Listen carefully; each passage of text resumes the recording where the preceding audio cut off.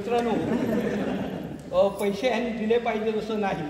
मला जे काही सांगायचं आहे ते लक्षात घ्या. पैसे सुशिक्षित मतदारसंघामध्ये सुद्धा लोक पैसे घेऊन आले आणि वाईट गोष्ट ही आहे की आमच्या लोकांनी पैसे घेतले आणि मतदान केले.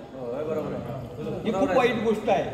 माझ्या घराकडे 3,000-6,000 रुपये घेऊन माणूस आला, पदवीधर मतदार, ते 12 वर्षात 3,000-6,000 रुपये.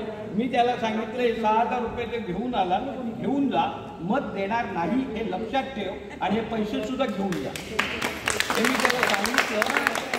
संध्याकाळी 7-8 वाजताचे आणि त्याला मी हे विचारलं की तू माझ्याकडे पैसे घेऊन येण्याचं डेअरिंगच कसं केलं. तर तो मला म्हणाला हे जर घेऊन आलो नाही तर तुम्ही कोणाला तरी सांगणार की पैसे वाटले पण आमच्याकडे कोण आला नाही. म्हणून मी हे डेअरिंग केलं. मला माहीत होतं तुम्ही घेणार नाही. आता मी जे पैसे नाकारले ते कितपर्यंत पोचले मला माहीत नाही, परंतु मी नाकारले.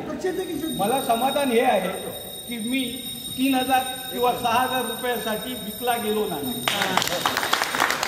ही गोष्ट एका मतदार म्हणजे सुशिक्षित पदवीधर त्यापूर्वी 1,000 रुपये वाटले. मला गावातनं 1-2-3 फोन आले, साहेब ते पैसे वाटतायत कोणतरी लोक, मला माहीत नाही कुठल्या पक्षाचे. तर मी म्हटलं असे वाटतायत का, काय करू. म्हटलं काय करणार, मी काय सांगणार. एक तर आता तू नको म्हटलं तर तुझं 2,000, 5,000, 10,000 तर माझ्यामुळे नुकसान होणार. तुला घे म्हटलं तर मी भ्रष्टाचाराला पाठिंबा दिला असा होणार.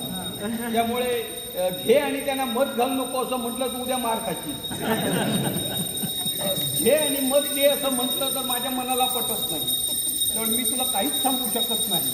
मी त्याला फोनवर उत्तर दिलं, परंतु त्यावेळी माझ्याकडे 1,000 रुपये घेऊन कोणी आला नाही.